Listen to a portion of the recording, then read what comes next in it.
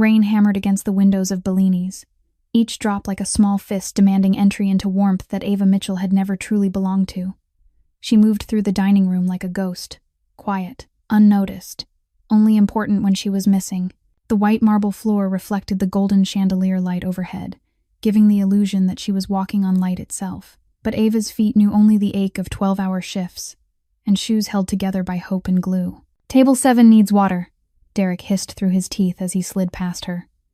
His uniform was pressed sharp, a perfect contrast to Ava's. The same style, but on her it looked like something borrowed, temporary, like everything else in her life. Ava nodded, already in motion.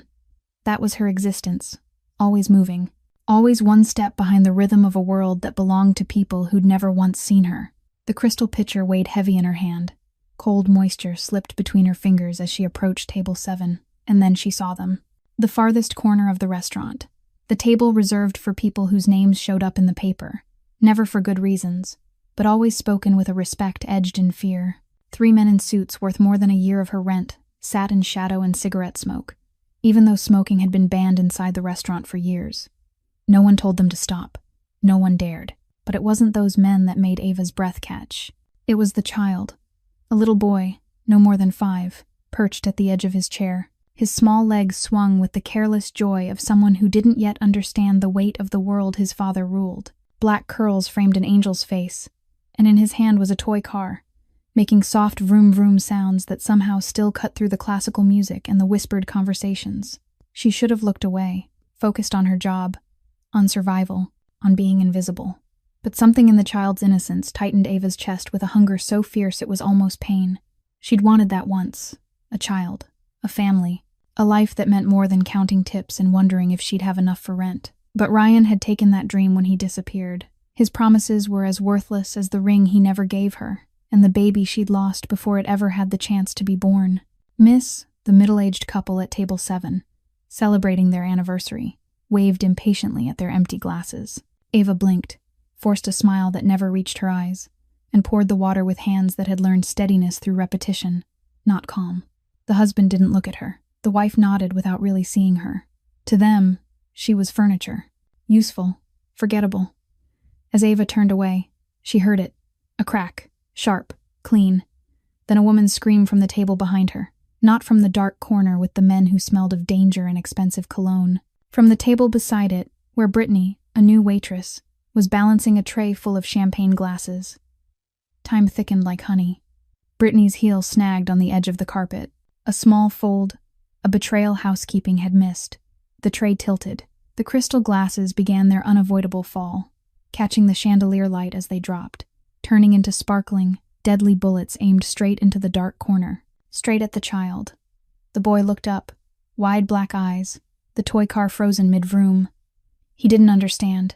He didn't know to move. The men beside him were already reacting, but they were too far, too slow. Reaching for a child sitting right in the path of raining glass and razor edges, Ava didn't think. Thinking was a luxury for people who had something to lose. Her body moved on instinct, the same instinct that had carried her through her parents' deaths, through betrayal, through the child she'd lost, through nights when giving up had felt easier than breathing. The water pitcher slipped from her hand, water exploding across the marble as Ava lunged forward. 3 steps. Just 3 steps to cross the distance between invisible and impossible to forget. She threw herself over the child. Her body became a shield of flesh and bone against the glittering storm. His small shape vanished beneath her as Ava curled around him, her back turned toward the chaos. The first shard hit her shoulder blade, a white flash of pain that stole her breath, then another, and another. A symphony of shattering crystal and tearing fabric. Ava felt champagne soaking through her uniform, mixing with something warmer. Blood. Maybe hers. Definitely hers. The boy under her was crying. But the sound was muffled against her chest, and Ava held him tighter, taking every impact, every sharp kiss of broken glass pinning into her back like a constellation of pain. Then, silence. Not true silence. The restaurant erupted in gasps and screams, chairs scraping, footsteps pounding. But the rain of glass had stopped. Ava stayed frozen, hunched over the child, her body trembling with adrenaline and shock. "Don't move." The voice came from above her, low and dark as midnight, with an Italian-American cadence that softened the consonants, and sharpened the vowels into something almost musical. "Leo, are you hurt?" The child, Leo, whimpered in Ava's arms, but still managed to whisper, "No, Papa, Papa." Oh God, what had she done? Hands gripped her shoulders, firm but careful, avoiding the worst of the wounds. "Look at me." It was an order, and despite every survival instinct screaming at her to run, to hide, to disappear, Ava lifted her head. The man kneeling beside her stole whatever breath the glass had left behind. He was beautiful in the way dangerous things were beautiful. A sharp jaw shadowed with stubble, dark eyes holding a depth that couldn't be measured. A scar stretching from his left brow up into his hairline, a silver thread against olive skin. His suit was still perfect despite the chaos. Midnight blue, probably worth more than her car, if she still had a car, but it was his eyes that locked her in place. They should have been cold, calculating, the eyes of a man who handled fear as easily as other people ordered coffee. Instead, they burned with something she couldn't name, an intensity that made Ava feel seen for the first time in years, seen in a way that was dangerous. "You're hurt," he said, not a question. His gaze swept over her face, down to where glass jutted from her shoulder like a grotesque piece of jewelry. And something shifted in his expression, a flare of anger so deep it seemed to crack the air. "I'm fine," Ava whispered, though they both knew it was a lie. "Is the boy okay? Is Leo okay? You know his name." The dark eyes sharpened, pinning her with attention like he was cutting her open. "How do you know my son's name?" "I heard it." "I just heard you call him," she explained, her words stumbling out clumsy and incomplete. A wave of dizziness washed over her as the adrenaline began to fade. Everything hurt. Everything was wrong. Ava had broken the first rule of survival. Everything hurt. Everything was wrong. Ava had broken the first rule of survival. Never be noticed. "Papa, she saved me." Leo wriggled free from her hold, small hands touching Ava's face with a gentleness that made her eyes sting. "The glass was going to hit me, but she jumped in." The man, Papa, went utterly still, his hand still on her shoulder, and Ava could feel the tension rolling off him like heat from asphalt. Around them, the restaurant held its breath. Brittany was sobbing somewhere, apologizing to anyone who'd listen. Derek appeared with a first aid kit, but froze 3 steps away, not daring to approach the VIP corner without permission. Permission from the man whose son Ava had just saved, the son she'd touched without asking. "What's your name?" He asked it, and something in his voice made it clear this wasn't a request she could refuse. "Ava," she rasped. "Ava Mitchell. Ava." He repeated it slowly, tasting each syllable, and somehow her name became something else in his mouth, something precious and dangerous, and entirely his. "I'm Vincent Carbone." The name fell like a stone into water, ripples spreading across the restaurant. Ava watched understanding bloom on the faces around her. Servers who'd worked here longer than she had. The manager suddenly appearing, pale and terrified. A few diners recognizing exactly what that name meant. Carbone, the family that owned half the Chicago underworld, and enough legitimate businesses to pretend they were respectable. A name whispered in warning stories, and in articles that never dared print the whole truth. Ava had thrown herself over the son of the most dangerous man in the city. I should clean up." She tried to stand, tried to escape, but Vincent's hand tightened on her shoulder, gentle and unmovable. "You need a hospital," he said it. "Nico." He didn't raise his voice, but one of the men from the corner appeared instantly, phone already in hand. "Call Dr. Romano. Tell him to meet us at the estate. A beat, and find out who's responsible for this."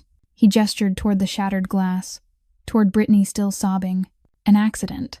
The way he said accident made it clear he suspected the opposite. "Sir, really? I can go to the emergency room. I have insurance." "Well, I almost have it." The lie died on Ava's lips when Vincent finally released her shoulder and rose, towering over her with a presence that made even the high ceiling feel low. "You saved my son," he spoke softly, and everyone leaned in to hear, even though no one would admit it later. "You threw yourself into danger for a child you don't know. Whatever you had before this moment, plans, debts, a life, it's changed now, Ava Mitchell," Vincent declared, his eyes locking onto hers. "I pay my debts, and I will take as long as I need to pay this one back." It should have sounded like gratitude. Instead, it sounded like a threat, or a promise, or something more dangerous than both. Behind him, Leo hugged his toy car and smiled at her with a gap-toothed, innocent grin, not knowing his father's words had just wrapped around Ava like chains disguised as silk. The glass in her back pulsed with her heartbeat. Every beat a reminder that she'd been noticed, marked, claimed by a man whose attention could be more dangerous than the indifference she'd survived on. Vincent held out his hand to help her up, and Ava stared at it. Long fingers, a platinum watch catching the light, a single ring bearing the carbone crest, and she knew taking it would mean stepping over a threshold she could never step back from. But what choice did she have? She'd already thrown herself into his world. Now his world would throw itself around her, glass and all. Ava placed her trembling hand in his, and Vincent's fingers closed around hers with the finality of a door locking, or a cage snapping shut. Would Ava escape Vincent Carbone's underworld, or would she choose to stay in that gilded cage forever? If you want to know where the story goes next, please hit like to support the channel. Share this video with anyone who loves emotional love stories. And don't forget to subscribe and turn on notifications so you won't miss the next part. The scent of leather and expensive cologne wrapped around Ava as she sat inside the armored limousine.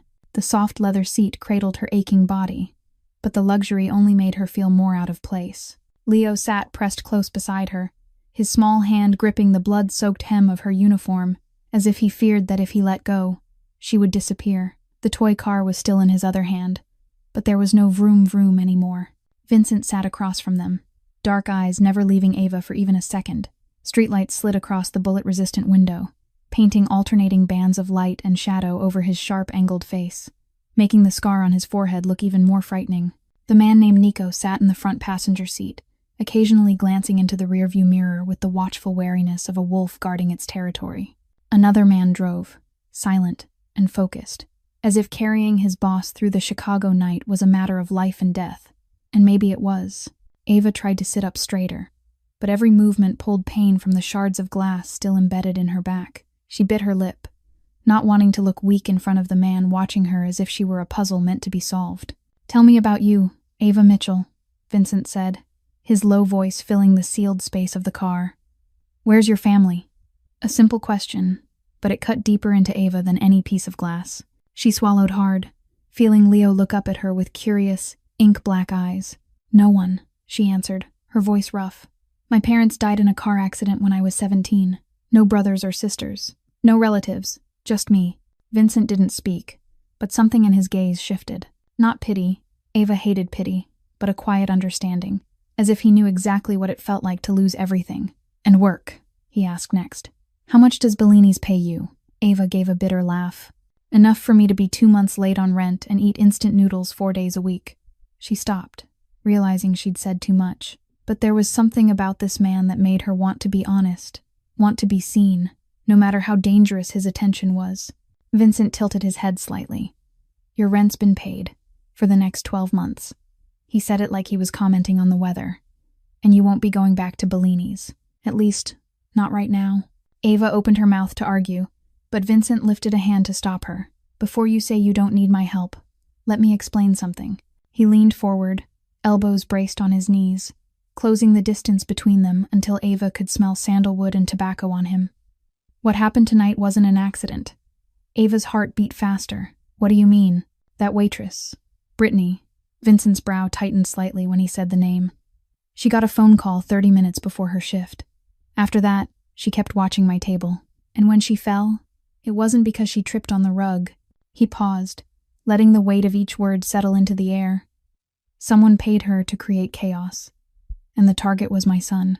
Leo shrank against Ava, and she instinctively pulled him closer, even as pain tore through her back. "But why?" she asked, though she already knew the answer. "Why would anyone go after a child?" Vincent leaned back, his eyes darkening like the sky before a storm. "Because I have enemies, Ava. And my enemies don't play by the rules. They know Leo is the only weakness I have." He looked down at his son, and in that moment, Ava saw something behind the cold armor of the Mafia boss. Fear, love, the desperation of a father who would burn the whole world to protect his child. The car turned onto a tree-lined road, and Ava looked through the glass. Massive iron gates swung open automatically, revealing a long drive covered in white gravel that led to a mansion so imposing it stole her breath. It didn't look like a home. It looked like a fortress disguised as an estate, with towering stone walls, security cameras hidden in every patch of greenery, and men dressed in black, standing guard in strategic positions. Warm golden light spilled from the large windows onto a perfectly trimmed lawn, creating the illusion of warmth and safety. But Ava knew the safety here was reserved only for those Vincent Carbone allowed, and she, a poor waitress, with 15 shards of glass in her back, had just stepped into his world with no way back. Leo lifted his head, eyes bright. "We're home," he cried, his fear seeming to have vanished. Ava watched the mansion grow larger beyond the window, and wondered whether this would become her roof or her prison. The room they brought Ava into was bigger than her studio apartment. Cream-colored walls were dressed with expensive oil paintings, and the king-sized bed with sapphire blue sheets looked as if no one had ever lain in it. Rosa, an older woman with silver hair pinned into a neat bun and warm brown eyes, led Leo away after the boy finally let go of Ava. Ava could still hear him asking about her again and again as he was taken out, and her heart tightened for a reason she didn't dare name. Dr. Romano arrived only minutes later, a salt-and-pepper-haired man with gold-rimmed glasses and the steady hands of someone who'd seen too many wounds in his lifetime.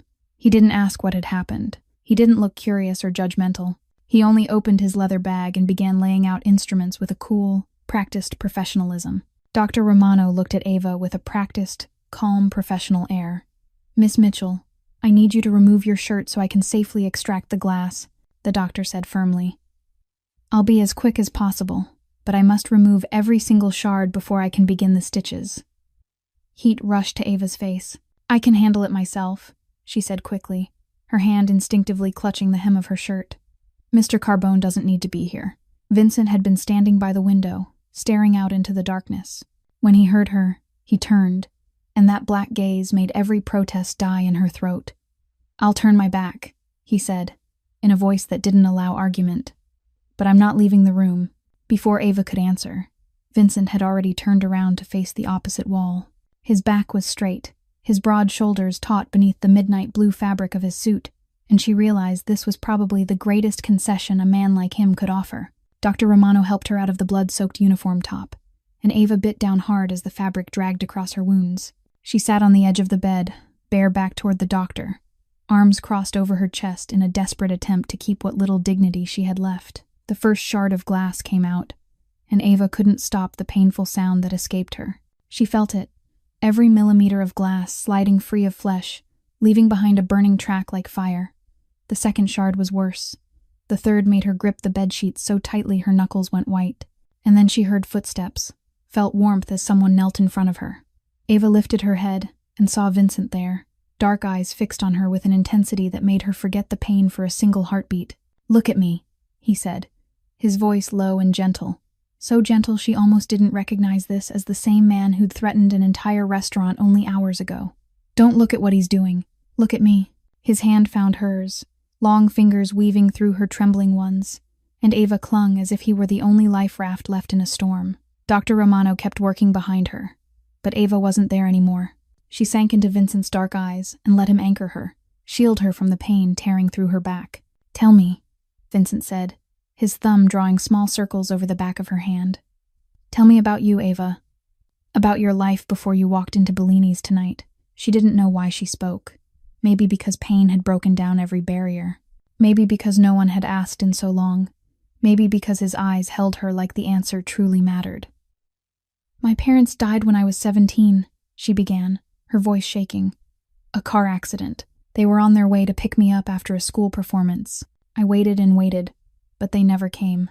She sucked in a sharp breath as another shard was pulled free, and Vincent tightened his grip on her hand. "I told myself that if it hadn't been for me, they wouldn't have driven that night. They'd still be alive." "That wasn't your fault," Vincent said. There was no pity in it, only a bare, steady truth. Ava shook her head slightly, pushing on as if she hadn't heard him. "Then I met Ryan." She said the name as if it tasted bitter on her tongue. "He said he loved me. He talked about a future, about a wedding, about children. And I believed him because I wanted to believe him." Tears began to slide down her cheeks without her noticing. "I got pregnant, and when I told him, he admitted he had a wife and kids in another state. I was just a convenient mistake." She closed her eyes, and the memory of those dark months crashed over her like a tidal wave. "I worked too hard. I was under too much stress. I lost the baby at 12 weeks. Dr. Romano had stopped moving at some point, the room so quiet Ava could hear her own heart beating. Then she felt Vincent's fingers lift her chin, forcing her to look at him. There was no judgment there, no contempt. Only the understanding of someone who'd lost too much, too. "You're a survivor, Ava," he said softly. "Don't ever be ashamed of your scars." Dr. Romano finished in silence. Over 50 stitches and a thick layer of white bandage now covered her back, closing the wounds left by the 15 shards of glass. He handed Vincent a bottle of painkillers and left without another word, as if he'd seen scenes like this too many times to be surprised. And then Vincent picked up the silk blouse someone had left on the bed, an ivory white shirt softer than anything Ava had ever touched. He stood in front of her and gently guided her arms into the sleeves as if she were something precious and breakable. His fingers fastened each button, slowly and carefully, and every time his knuckles brushed her skin, Ava felt it like a current of electricity. This was an intimacy more dangerous than any threat, and they both knew it. "Go to sleep," Vincent said when he finished the last button, his voice rougher than before. "Tomorrow I'll explain everything." He left, closing the door gently behind him, and Ava sat there in the dark, her fingers drifting to the buttons Vincent had just done up. She didn't know whether she should be afraid or grateful. She only knew that for the first time in years, someone had seen her wounds, the ones on the outside and the ones buried deep inside, and hadn't turned away. Morning sunlight slipped through the emerald velvet curtains, painting warm golden bands across the bedsheet where Ava lay. She blinked, her mind hazy for a few seconds, before reality came crashing down like a fist to the chest. This wasn't her cramped studio apartment with cracked walls and a rusted, leaking faucet. This was a room larger than anything she'd ever dared to dream of, with ceilings that soared and furniture that was probably worth more than everything she owned in all 27 years of her life combined. Ava tried to sit up and let out a low groan as the pain from the stitches in her back reminded her of last night. It was all real. The shards of glass, the child, the man with eyes as dark as an abyss, and the fingers that had buttoned her blouse, one careful button at a time in the dark. A soft knock pulled her out of her thoughts. Before she could answer, the door opened, and Rosa stepped in carrying a large silver tray. The scent of fresh coffee, toasted bread, and ripe fruit filled the room, making Ava's empty stomach clench with need. She hadn't eaten since yesterday at lunch, a cheap sandwich from the corner grocery. "Good morning, little one," Rosa said, her warm voice wrapped in a rich Italian cadence. "I hope you slept well. Mr. Carbone told me to take care of you like family." Ava didn't know how to react to the word family coming from a stranger's mouth. She only nodded, watching Rosa set the tray on the small table by the window. The older woman moved around the room with the easy familiarity of someone who'd lived here for years, pulling the curtains wider to let the light pour in, and then opening a door Ava had assumed led to the bathroom. But it wasn't a bathroom. It was a closet. No, calling it a closet was far too modest. It was an entire room, with pale oak shelves running along the walls, hung with clothing Ava had never seen in real life. Dresses, blouses, jeans, sweaters, everything brand new, tags still attached. And when she stepped closer, curiosity she couldn't stop pulling her forward. She realized what made her shiver. Every single piece was her size. "Mr. Carbone had someone buy it last night, after you fell asleep," Rosa said, as if buying an entire wardrobe overnight was the most normal thing in the world. "He's very careful with people he cares about." Ava wanted to scream that she didn't need anyone to care, that she'd taken care of herself since she was 17 and she didn't need charity from a Mafia boss.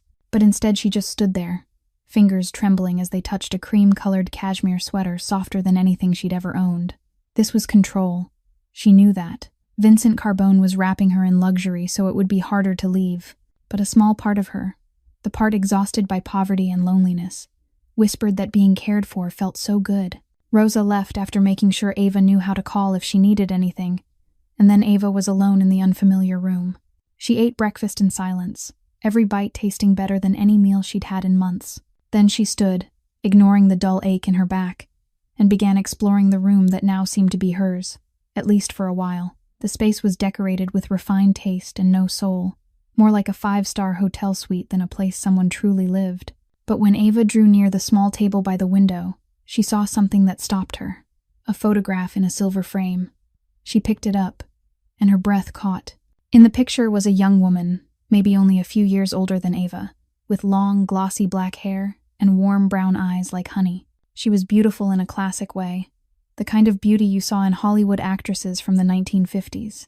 And in her arms was a newborn wrapped in a white blanket. The baby had black curls and eyes closed tight, but Ava recognized him instantly. Leo. And the woman had to be his mother. Vincent's wife, the one who was gone. Ava set the photograph down as if it burned, her heart stumbling out of rhythm. What was she doing here? In the home of a man she didn't even know, in a room that had probably belonged to his dead wife. She looked around again with new eyes, and suddenly the small details began to mean something. The rosewood vanity with its drawers standing empty, the velvet armchair by the window, angled perfectly for reading in afternoon sun, the books on the shelf, most of them romance novels and poetry, not the kind of thing a mafia boss would read. This had been her room, Ava realized, a chill sliding over her skin, and Vincent had put Ava here. Why? She went to the window and looked down at the grounds below.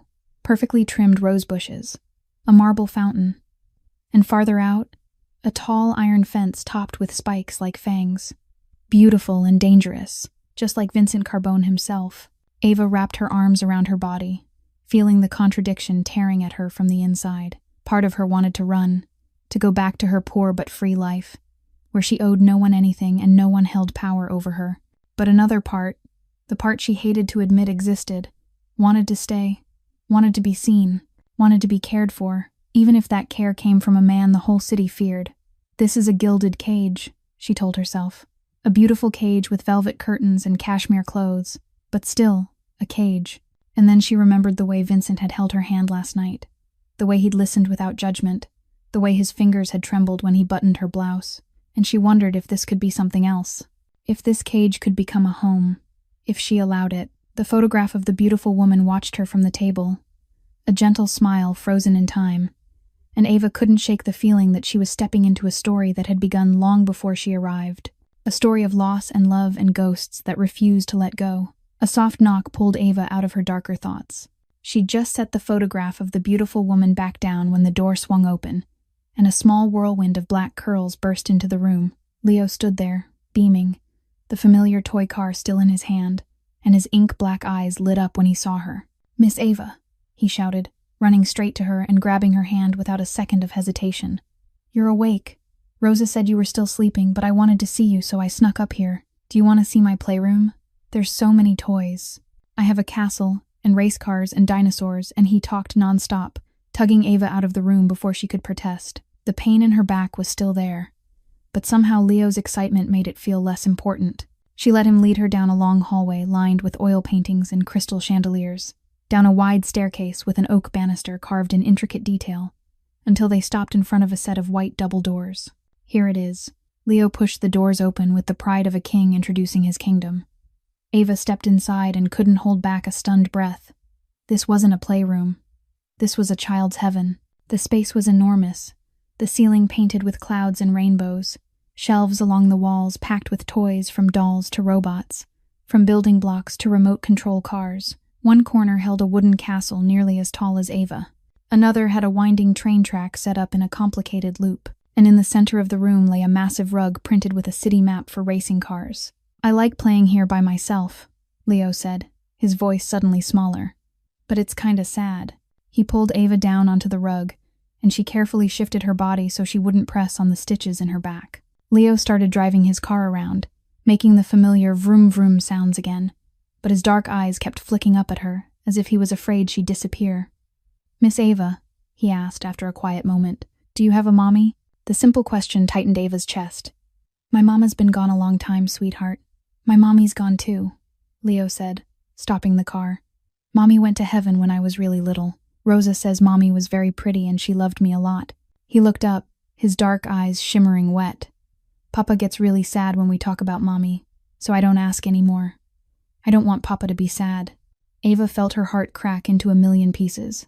She pulled Leo into her arms, holding him gently, feeling his small, warm body settle against her chest. She wanted to say something comforting, something that would ease the ache of a loss he was still too young to understand, but her throat tightened with bitterness. "Miss Ava," Leo lifted his head, his face serious in that way only children could manage. "Are you going to be my new mommy?" The question hit Ava like a blow. Tears spilled before she could stop them, sliding down her cheeks, and she remembered the baby she'd lost, the baby who'd never had the chance to be born, to be held in her arms like this. She remembered nights alone on her bed, one hand resting on her empty belly, crying until there was nothing left. "Sweetheart," her voice trembled, I don't know if I can be a mommy, but you saved me, Leo said as if that were the most obvious reason in the world. And you hugged me. And you're not scared of Papa like everybody is. He reached up with his small hand and wiped her tears with fingers still dusty from toys. Don't go. Stay with me and Papa. Ava looked into those innocent black eyes and knew that turning him down would be the cruelest thing she'd ever do. She didn't know what the future held. She didn't know where she belonged. But right now, with Leo in her arms, she knew she couldn't leave. I'll stay for a while, she whispered, kissing his curls. For a while, Leo squealed with joy, wrapping his arms around her neck, and then he started telling her everything he wanted to show her. All the games he'd teach her, all the books he wanted her to read. His voice grew softer, slower, and before Ava realized it, Leo had fallen asleep against her shoulder, his breathing steady and warm at the hollow of her neck. Ava sat perfectly still, afraid to move and wake him. She didn't know how long she'd been like that before she felt someone watching her. She lifted her head and saw Vincent standing in the doorway. He leaned against the frame, arms crossed over his chest, watching her with an expression she couldn't decode. There was pain in it, deep and ancient, as if seeing his son in a woman's arms pulled him back to something he'd lost long ago. But there was hope too, small and fragile, like a candle flame in wind. Ava held his gaze and didn't look away, and in that silence, she understood she wasn't the only one searching for something to fill an emptiness. Vincent Carbone, the powerful Mafia boss the whole of Chicago feared, was still just a lonely man trying to raise his son without a woman beside him. And Leo, the child who'd just called Ava mommy, slept soundly in her arms, trusting completely in the stranger who'd thrown herself into shattered glass to save him only hours before.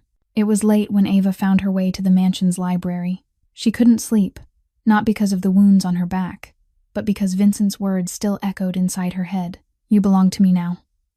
Not yet. They wrapped around her like an invisible cord, equal parts threat and temptation, in a way she didn't dare admit. The library was her second favorite room in the estate. After Leo's playroom, floor-to-ceiling shelves were packed with old leather-bound books, and the red velvet armchair beside the fireplace was the perfect place to hide from the world. Vincent had left a few hours earlier, dressed in a suit as black as night, taking Nico and 2 other men with him. An important meeting, he'd said. Don't wait up for me.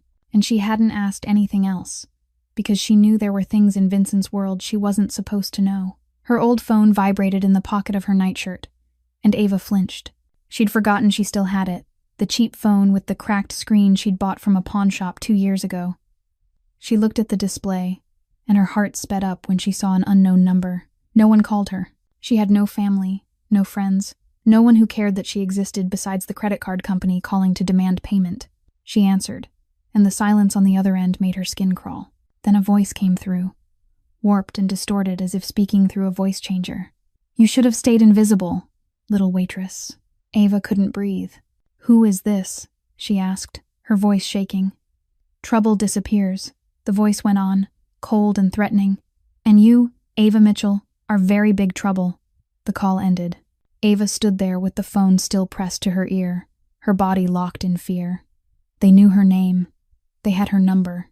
Tommy must have pulled her file from Bellini's records the moment she was hired, part of their calculated plan to target anyone in Leo's orbit. Fast footsteps in the hallway yanked her out of the panic. The library door flew open, and Nico appeared, his face tight, a gun already in his hand. Miss Mitchell, we've got a problem, he said quickly, his eyes sweeping the room like he expected a threat to be waiting. The boss's meeting was a trap. We just got word, and he didn't get to finish. The lights died. The entire mansion dropped into complete darkness, and Ava heard the backup generator groan as it tried to kick in, then failed. Someone had sabotaged the power, and then gunfire erupted. Not close, but close enough that Ava heard every shot echo through the night. Screams, glass breaking, feet pounding over gravel. Nico grabbed her arm and yanked her up from the chair. Move! Now! He snapped, a command in his voice that didn't allow debate. Leo! Ava shouted, panic ripping through her. Where is Leo? Rosa got him to the safe room, Nico said, dragging her through the pitch-black hallway, lit only by thin moonlight slicing through the windows. Armored, biometric lock.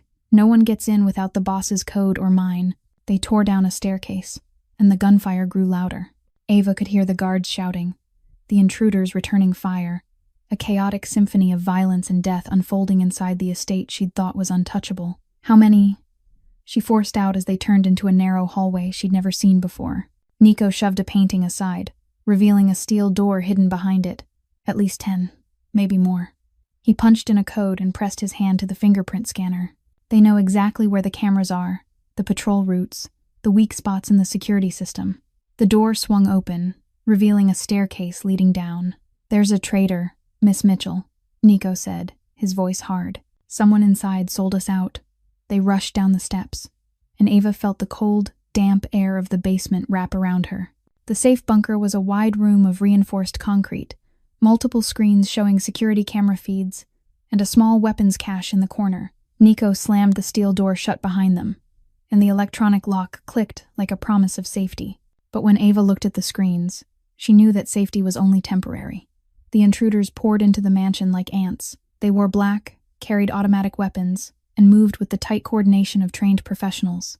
On the monitors, Ava watched Vincent's guards drop one by one, blood staining the marble floors she'd walked across. She saw the living room being torn apart, the office ransacked, and the intruders pushing up to the second floor where her room was, where Leo's room was. "Who are they looking for?" Ava whispered, even though she already knew the answer. Nico didn't reply, but the look he gave her said everything. "They're looking for you, and maybe the little boy you threw yourself into broken glass to save only 2 days ago."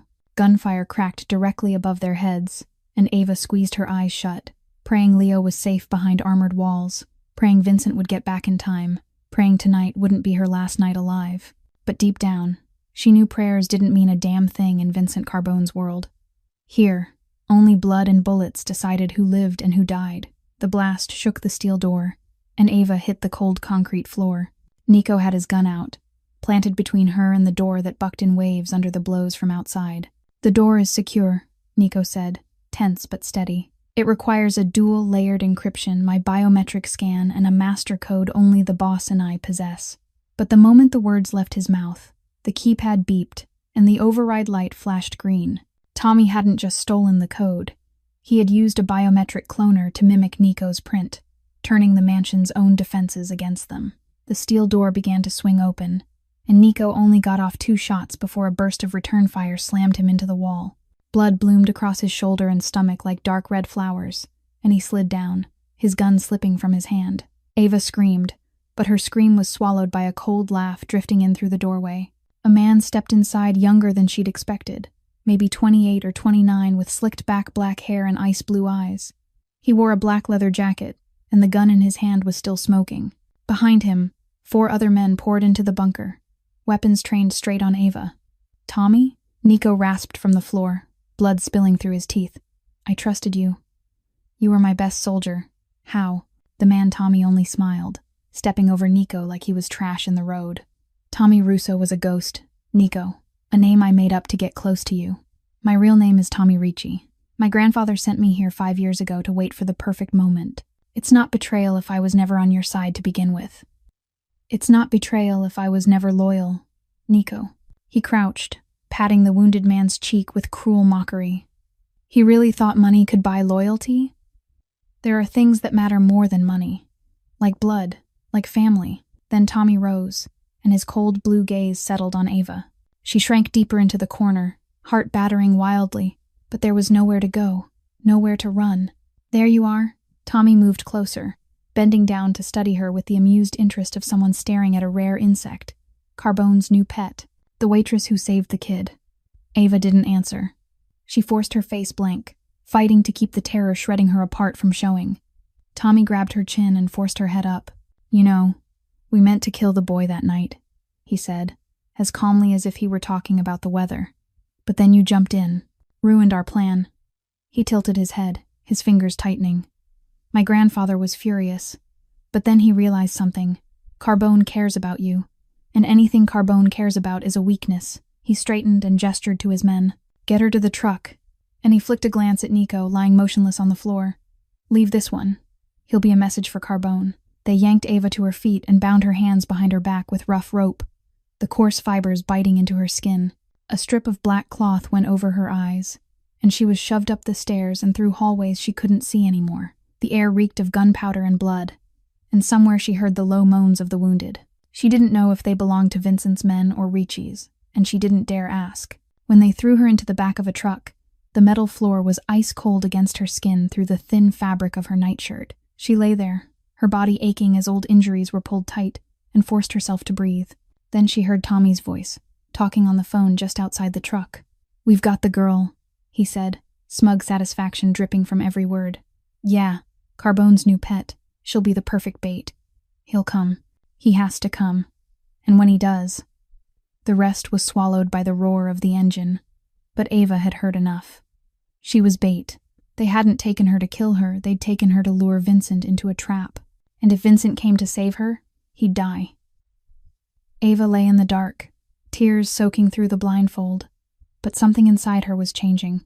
She'd spent her whole life being a victim of fate, of betrayal, of poverty and loneliness.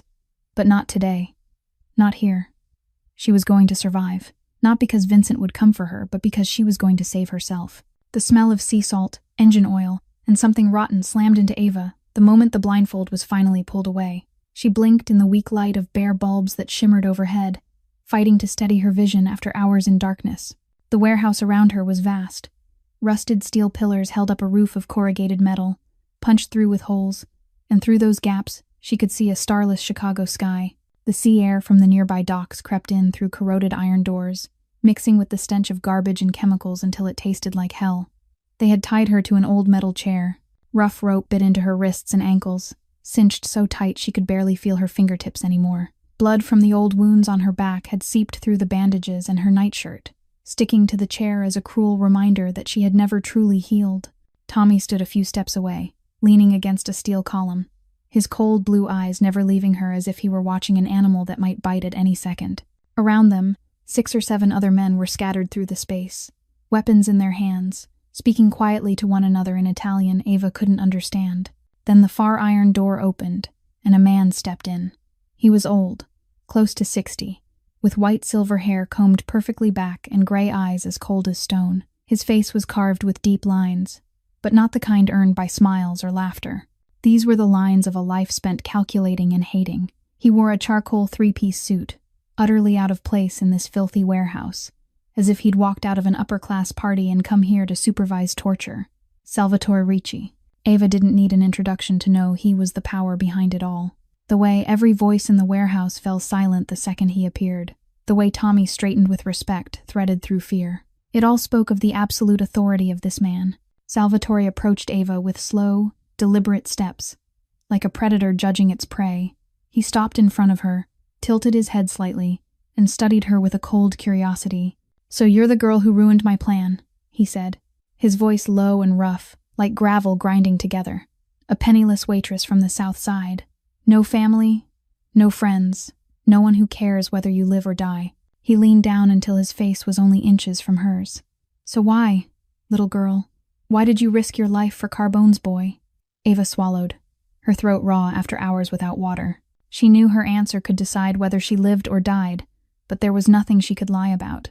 "Because he's 5 years old," she said, her voice hoarse but steady. "That reason alone is enough." Salvatore stared at her for a long moment, and then he laughed. The sound was dry and cold, echoing through the empty warehouse. "Kindness," he said, as if the word itself were a joke. "In this world, kindness is a fatal weakness, little girl." He turned away, and Tommy stepped forward, his blue eyes bright with something that made Ava's skin crawl. "Grandfather, let me have a little fun with her while we wait for Carbone," Tommy said, his voice slick with sick excitement. "I promise I won't ruin her too much." Ava felt her stomach twist with fear, but she forced her face to stay still. She'd decided that no matter what happened, she wouldn't let them see she was afraid. But Salvatore lifted a hand, stopping Tommy. "No," he said, his tone flat and icy. "She's worth more intact. Carbone won't come if he thinks she's been damaged." He glanced at Ava, and there wasn't a single shred of mercy in those gray eyes. "Leave her alone. We wait." Tommy was clearly unhappy, but he didn't dare argue with his grandfather. He stepped back, his stare still fixed on Ava with a silent promise that if he got the chance, he wouldn't let her go. They left her alone in the darkness, with only one man posted at a distance to watch her. And while they weren't paying attention, Ava began to move her wrists. The old metal chair had sharp edges where the paint had peeled away, and if she could rub the rope against them long enough, carefully enough, she bit her lip, smothering the pain as the rope scraped her skin and kept moving, little by little, strand by strand. She wouldn't wait to be rescued. She was going to save herself. The final strand of rope gave way under the sharp edge of the metal chair, and Ava felt her right hand go free. She swallowed back the sound of relief, keeping her arm perfectly still behind her back as if it were still bound. Blood from the cuts around her wrist slicked her palm, but she didn't care. It had taken her almost an hour to do this. Every tiny movement made only when the guard wasn't looking. Every fiber worn through with sweat, tears, and a stubborn refusal to stay a victim. Now she just needed the right moment. One slip of attention so she could free her other hand and find a way out. But she didn't have to wait long. The warehouse's iron doors blew open with a thunderous blast, wood and metal exploding outward as if a bomb had gone off. The guard closest to Ava spun around, gun lifting, but a bullet punched into his forehead before his finger ever reached the trigger. He dropped like a sack of grain, and chaos erupted. Vincent Carbone stepped over the guard's body as if he were stepping around a puddle in the street. He looked like he'd just walked out of hell. His midnight blue suit was torn at the shoulder. Dried blood streaked his white shirt in brown-red smears, and a long cut ran from his forehead down his left cheek. But it was his eyes that stole Ava's breath. They were ice-cold, deadly as the dark, and completely, absolutely calm. This wasn't the man who'd gently buttoned her blouse in the night. This wasn't the father who'd stood in the doorway of the playroom watching his son asleep on her shoulder with hope in his gaze. This was Vincent Carbone, the Mafia boss, and he was here to take back what belonged to him. 12 men poured in behind Vincent, each carrying an automatic weapon, spreading out like a trained unit. Gunfire cracked from all corners of the warehouse as the two sides collided, but Vincent didn't slow. He moved straight toward Salvatore, his steps steady and unshaken as bullets snapped through the air. Salvatore stood near the center of the warehouse, Tommy beside him, and for the first time since Ava had seen him, she caught a flash of fear in those cold gray eyes. He hid it quickly behind a look of contempt. "Carbone," Salvatore said, his voice calm even as the warehouse became a storm of gunfire. "So you finally came. I thought you would be smarter than walking into my trap." Vincent stopped about 10 paces away, and his men immediately fanned out around him.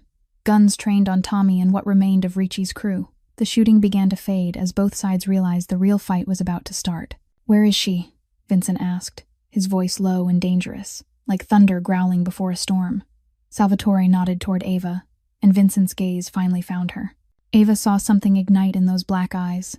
A blaze of rage so fierce the air in the warehouse seemed to heat by several degrees. He took in the ropes around her, the blood on her wrists, the thin nightshirt torn and filthy, and Ava knew someone was going to pay for this.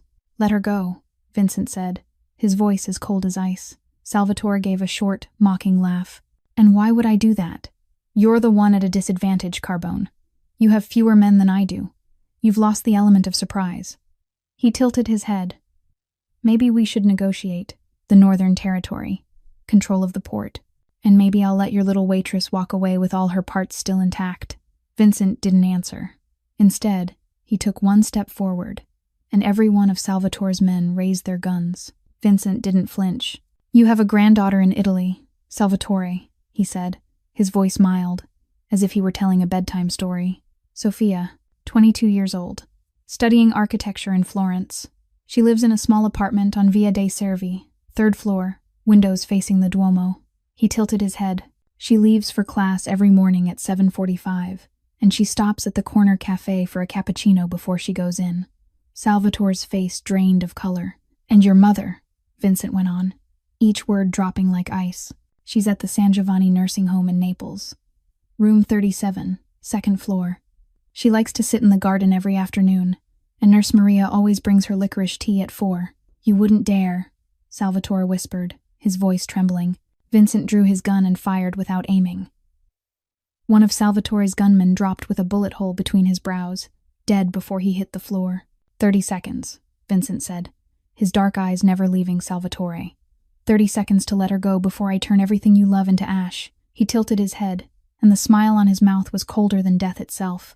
"And I'll start with your grandson standing right there." Tommy jolted, eyes wide with fear, and Ava saw that 2 of Vincent's men had moved behind him without a sound, guns pressed to the back of his head. Salvatore looked at his grandson, looked at Vincent, and for the first time, he looked like a tired old man instead of a terrifying mafia boss. He'd lost, and he knew it. "Let her go," Salvatore said, bitterness thick in his voice. "Everyone lower your weapons."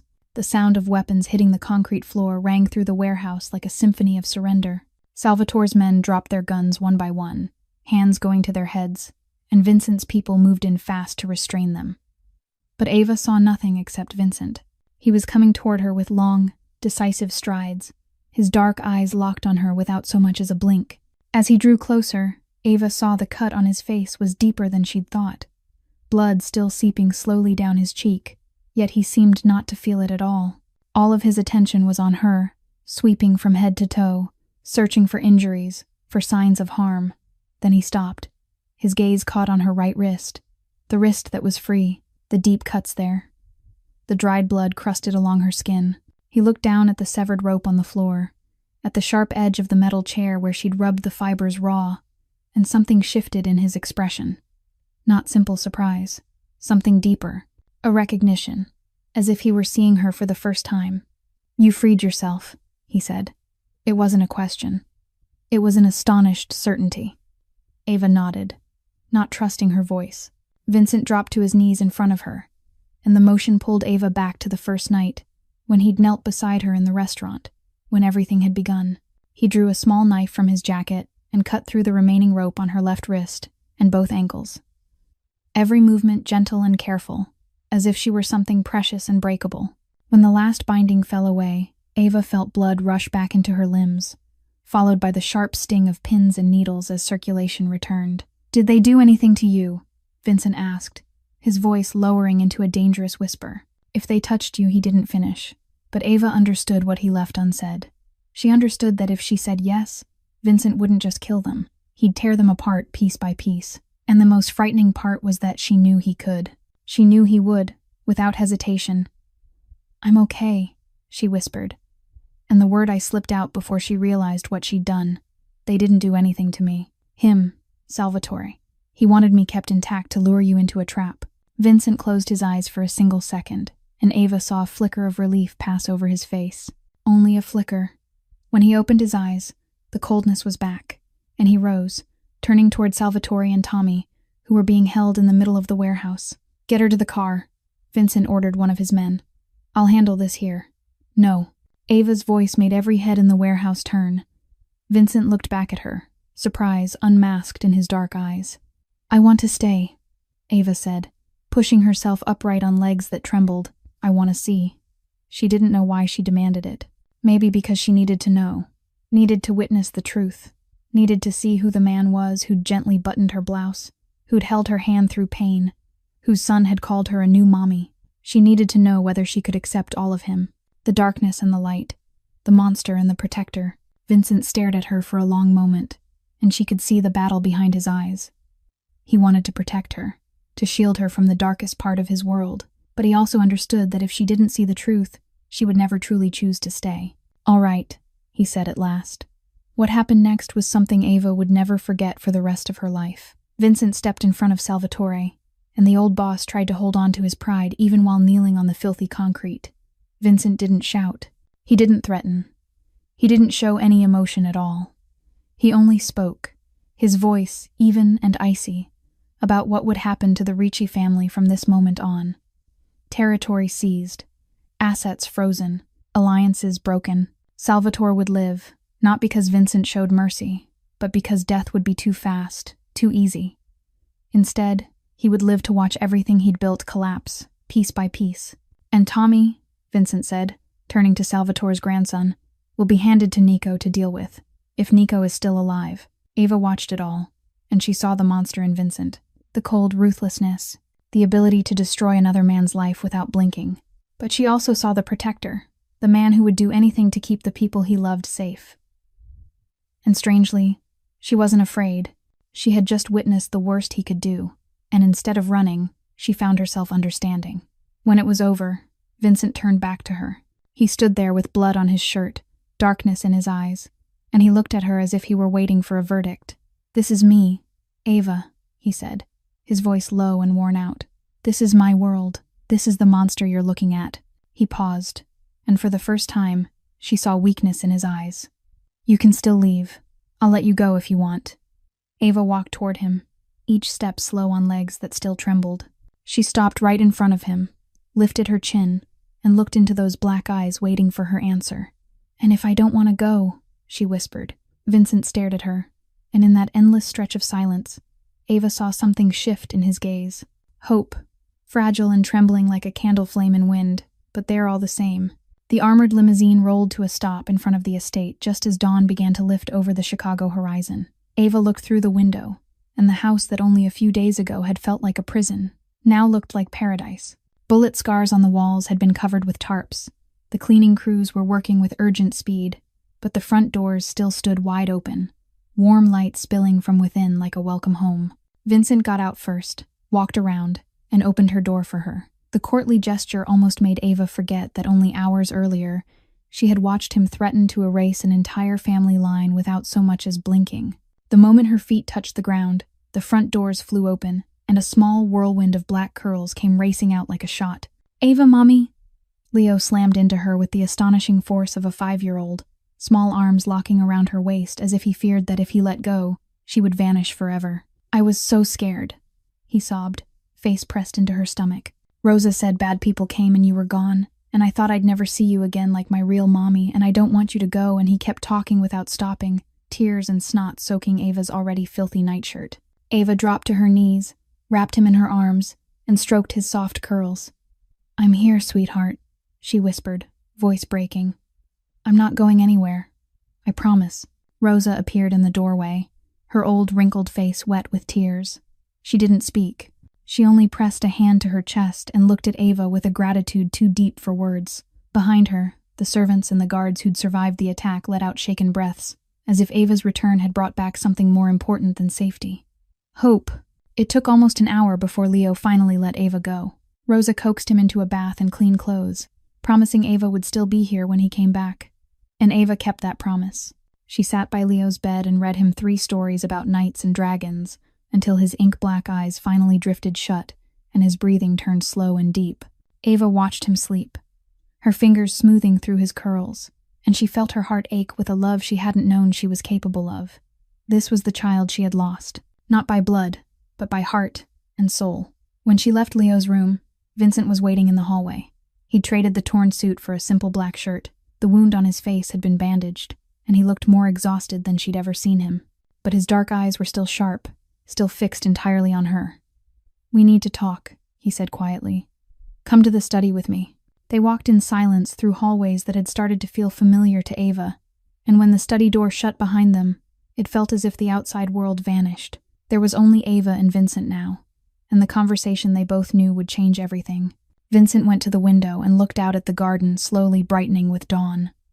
"I've been thinking all night," he began, his voice low and tired, "about what happened. About what you had to endure because of me." He turned to her, and Ava saw the pain in his eyes, the self-blame he couldn't hide. "I can give you a new life, Ava, a new identity. Enough money so you never have to work again. You can go anywhere you want, do anything you want, live the free life you deserve." He paused, and his voice turned rough. "Far from me, far from this dangerous world, that's the gift I can give you." Ava looked at him, the most powerful man in Chicago, standing in front of her with a vulnerability no one else would ever see. He was offering her freedom, opening the cage door and telling her to fly. And a small part of her, the part that had survived all those years alone, whispered that she should take it. She should run as far as she could from violence and blood and danger. But the rest of her, the larger part, the part that had awakened when she'd thrown herself over a stranger's child in a storm of shattered glass, knew freedom wasn't what she needed. "I don't want freedom," she said, stepping toward him. "I want to belong." Vincent stood there, the shock on his face impossible to hide. "Ava, I've been invisible my whole life, Vincent," she went on, her voice trembling but steady. "My parents died, and I became a ghost. Ryan left, and I became no one. I walked through life with nobody seeing me, nobody caring if I lived or died." Tears slid down her cheeks, and she didn't bother wiping them away. "Then I threw myself into broken glass to save a child I didn't know. And you saw me. Leo saw me. For the first time in my life, I existed to someone." She stopped in front of him and lifted her chin, looking into those dark eyes burning with a fire she now recognized. "I don't want to run anymore," she whispered. "I want to be here, with you With Leo. I want to belong somewhere. To someone. Vincent lifted a hand, his fingers touching her cheek with a gentleness that hurt. Are you sure? He asked, voice rough. This world isn't kind, Ava. It'll try to destroy you, and I can't promise I'll always be able to protect you. Ava leaned into his palm, skin-to-skin warmth steadying her. No world is kind, Vincent, she said, but this one has you. Vincent looked at her, and the last barrier in his eyes finally collapsed. He bent down, his mouth brushing hers, gentle as a butterfly landing on a flower. A first kiss. Not demanding, not claiming, just a silent promise between two souls who'd lost too much and found each other in the dark. When they parted, Vincent rested his forehead against hers, their warm breaths mingling. You are mine now, Ava Mitchell, he whispered, and I will never let anyone take you from me again. Snow fell outside the study window, laying a pure white veil over the gardens of the Carbone estate. 3 months had passed since that fateful night. 3 months since Ava Mitchell, a poor waitress from the south side of Chicago, had stepped across the threshold into the underworld and never turned back. She stood by the window with a cup of hot coffee in her hands, watching the snowflakes dance in the morning light. The study was no longer Vincent's private territory. Her books now sat beside his on the shelves. A new armchair had been placed next to his by the fireplace. Nico stood by the grand entrance, his arm no longer in a sling, but a subtle stiffness in his movement remained. He caught Ava's eye and gave her a sharp, loyal nod. The silent bond of two people who had nearly bled out in the same house now cemented in mutual respect. And on the desk, beside Vincent's business papers, were the management textbooks Ava was studying from. Our study, Vincent had called it one evening when she shyly asked permission to come in and read. And from then on, it became true. Ava set her coffee down and pulled her sweater aside, looking at the mirror on the wall. The scars on her back had healed. They were no longer red and aching the way they'd been before. Now they were thin, fragile silver lines running along her shoulder blades. 15 scars. 15 shards of glass that had buried themselves in her flesh on that night that changed everything. Rosa called them badges of honor, proof of courage not everyone possessed. Vincent called them a map, drawing the road that had led him to her. And Ava, she called them a reminder. A reminder that sometimes the most painful wounds bring the most extraordinary gifts. Leo's laughter rang out from somewhere in the estate, followed by Rosa's affectionate scolding. The boy called her Mommy now. Not Ava Mommy, not Miss Ava, just Mommy. The first time he said it was on an ordinary morning, when she was helping him tie his shoelaces. Mommy, I love Mommy, he said, as if it were the most obvious truth in the world. And Ava had cried, right there in the hallway, with one shoe still untied in her hand.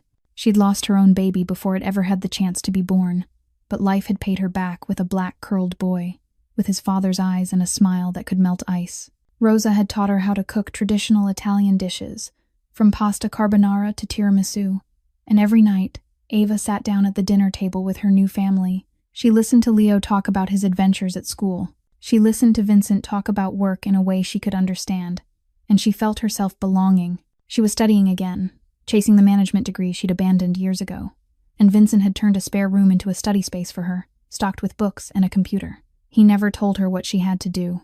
He only opened doors and let her decide whether to walk through. Warm arms wrapped around her waist from behind, and Ava leaned back into Vincent's chest. He rested his chin on her shoulder, his breath warm against her neck, and they stood there in silence, watching the snow fall beyond the glass. What are you thinking about? Vincent asked, his voice low and warm. Ava smiled, her hand covering his. I'm thinking about how much my life has changed, she said. I used to want to be invisible. I wanted no one to see me, because I thought if no one saw me, no one could hurt me. She turned in his arms and lifted her face to the dark eyes she had come to love. But the truth is, what I wanted wasn't invisibility. What I wanted was to be seen by the right person. Vincent looked at her, and she saw love in his eyes, unhidden, unrestrained. And am I the right person? He asked. Ava lifted her hand and traced the scar along his cheek, the scar he'd earned the night he came for her. You're the only one, she whispered. Vincent bent down and kissed her. The kiss was sweet and gentle, and Ava closed her eyes and let herself sink into the perfection of the moment. She had thrown herself into shattered glass to save a child she didn't know, and in doing so, she had saved herself. She had found family where she least expected it, found love in the heart of a man the whole city feared, found purpose in the eyes of a boy who called her Mommy. Some cages are worth choosing, Some monsters are worth loving, and Ava Mitchell, the waitress who'd once been invisible, had finally found where she belonged. Ava and Vincent's story has come to an end, but the lessons it leaves behind still echo. Sometimes in life, we have to dare to step outside our comfort zone, dare to love even knowing we might be hurt, dare to trust even after we've been betrayed. Ava lost everything: her parents, her lover, her unborn child. But she didn't give up. She kept living. She kept hoping. And when the chance came, she didn't hesitate to throw herself into danger to protect an innocent child. That act didn't only save Leo. It saved her too, opening a new chapter in her life. This story reminds us that everyone deserves to be loved, to be seen, to belong. Never give up hope, because sometimes miracles come from the places we least expect. If this story touched your heart, please subscribe to the channel and tap the notification bell so you won't miss the daily videos. Please hit like and share this video with the people you love, so these meaningful stories can reach even more hearts. We'd truly love to hear what you felt while listening. What did you think of this story? Did it bring anything in your own life to mind? Leave a comment below and share what's in your heart. Every comment you leave is a precious encouragement that helps us keep creating quality content. Wishing everyone watching this video good health, a joyful life, and peace each day. Thank you for taking the time to listen to this story. Goodbye for now, and I'll see you in the next video.